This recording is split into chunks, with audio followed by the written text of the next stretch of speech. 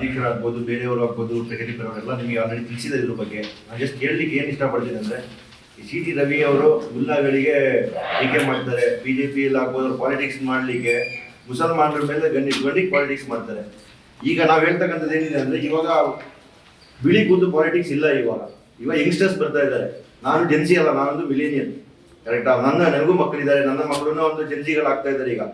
ಈಗ ಅಲ್ಲಿ ಜಂತರ್ ಮಂತರಲ್ಲಿ ಹೋರಾಟ ಮಾಡ್ತಾ ಇರ್ತಕ್ಕಂಥವ್ರು ಎಲ್ಲ ಜೆನ್ಸಿಗಳು, ಮಿಲೇನಿಯಮ್ಸ್ಗಳು ಅವರಿಗೆ ಹೆಲ್ಪ್ ಮಾಡ್ತಾ ಇದ್ದಾರೆ. ಯಾಕೆ? ನಾವು ಮುಲ್ಲಾಗಳು ಹೋಗಿ ಹೆಲ್ಪ್ ಮಾಡ್ತಾ ಇದೀವಲ್ಲ ಜಂತರ್ ಮಂತರಲ್ಲಿ. ಇವ್ರು ಹೋಗ್ಬೇಕು BJP ಅವ್ರಿಗೆ ಮಕ್ಕಳಿಲ್ವಾ ಅಲ್ವಾ? ಈಗ ನಾವು ಮುಲ್ಲಾಗಳಿಂದ ಮಾತ್ರ ನಡೀತಕ್ಕಂಥ ದೇಶ ಇದೆಯಾ? ಇಲ್ಲ, BJP ಅವರು ನಡೆಸ್ತಾ ಇದಾರಲ್ವಾ? ಈಗ ಇದಾರಲ್ಲ ಅವರು ಸರ್ಕಾರದಲ್ಲಿ ಅಲ್ವಾ? ಈಗ ನಮ್ಮ ಒಂದು ಟಾಪ್ 56 ಕಂಪನಿಗಳಿದೆ ಇಂಡಿಯಾದಲ್ಲಿ. ಅದು ಯಾರು ಇರೋದು? ಮುಲ್ಲಾಗಳೇ ಇರೋದು. ಅಜೀಂ ಪ್ರೇಮ್ಜಿ ಯಾರು? ಮುಲ್ಲಾನೇ ಅಲ್ವಾ?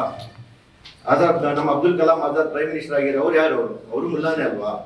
ನಾವು ಒಂದು ನಮ್ಮ ಭಾರತಕ್ಕೆ ಸುಮಾರು ನಾವು ಕೊಡುಗೆಗಳನ್ನು ಕೊಟ್ಟಿದ್ದೇವೆ. ಈಗ ನಮ್ಮ ಸಿ ಟಿ ರವಿ ಅವರು ಎದೆ ಬಗ್ಸಿ ಕೇಳಬೇಕು, ಅವರ ಎದೆಯಲ್ಲಿ ಎಷ್ಟು ಅಕ್ಷರಗಳು ಇದಾವಂತ.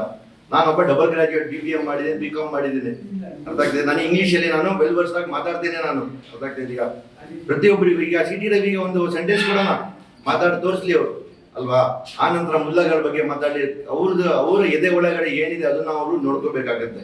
ಪಾಲಿಟಿಕ್ಸ್ ನಮ್ಮ ಮುಸಲ್ಮಾನರಿಗೆ ಆಗ್ಬೋದು, ದಲಿತರಿಗೆ ಆಗ್ಬೋದು, ಅದನ್ನ ಅವರು ಕಡೆಗಣಿಸ್ಕೊಂಡು ಪಾಲಿಟಿಕ್ಸ್ ಮಾಡೋದಲ್ಲ. ಈಗ ಏನ್ ಸಿಚುವೇಶನ್ ನಡೀತಾ ಇದೆ, ಮುಂದೆ ಫ್ಯೂಚರ್ ಬರ್ತಾ ಇದೆ, ಎಲ್ಲದನ್ನು ಒಂದು ಟೆಕ್ನಾಲಜಿ ಬೇಸ್ ಮೇಲೆ ಬರ್ತಾ ಇದೆ.